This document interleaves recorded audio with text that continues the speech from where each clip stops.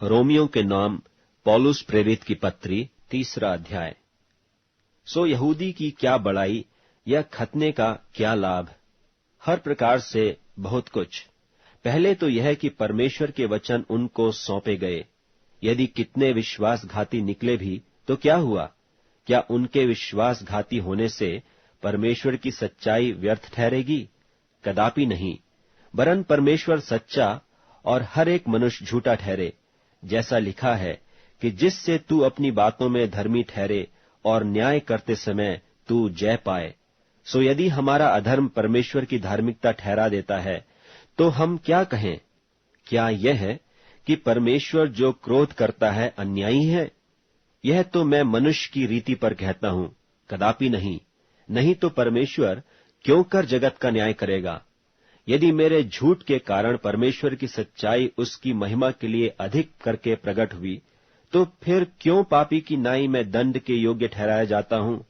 और हम क्यों बुराई न करें कि भलाई निकले, जब हम पर यही दोष लगाया भी जाता है? और कितने कहते हैं कि इनका यही कहना है, परंतु ऐसों का दोषी ठहराना ठीक है। तो फिर क्या हुआ? क्या हम उनसे अच्छे हैं?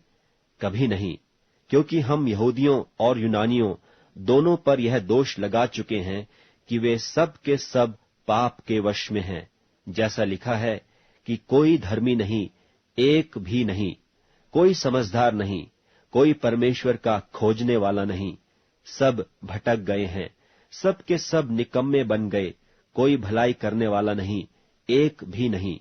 उनका गला खुली हुई कब्र है, उन्होंने अपनी जीभों से छल किया है, उनके होठों में सांपों का विष है, और उनका मुंह श्राप और कड़वाहट से भरा है।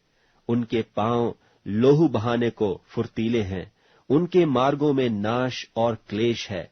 उन्होंने कुशल का मार्ग नहीं जाना, उनकी आंखों के सामने परमेश्वर का भय नहीं। हम जानते हैं कि व्यवस्था जो कुछ कहती है उन्हीं से कहती है जो व्यवस्था के अधीन है, इसलिए कि हर एक मुंह बंद किया जाए और सारा संसार परमेश्वर के दंड के योग्य ठहरे।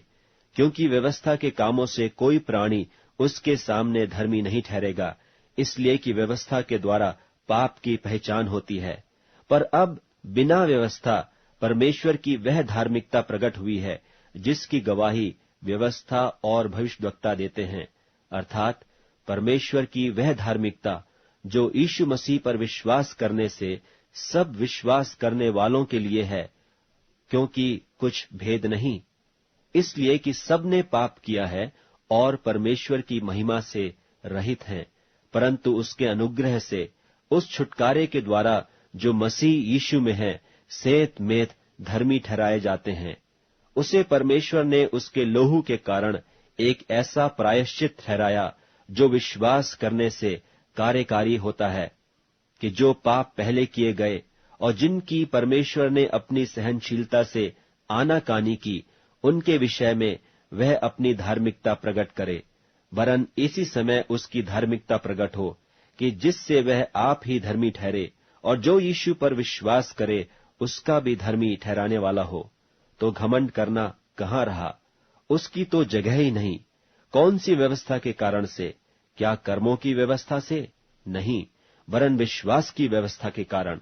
इसलिए हम इस परिणाम पर पहुंचते हैं कि मनुष्य व्यवस्था के कामों के बिना विश्वास के द्वारा धर्मी ठहरता है। क्या परमेश्वर केवल यहूदियों ही का है?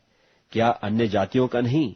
हाँ, अन्य जातियों का भी है, क्योंकि एक ही परमेश्वर है जो खतना वालों को विश्वास से और खतना रहितों को भी विश्वास के द्वारा धर्मी ठहराएगा।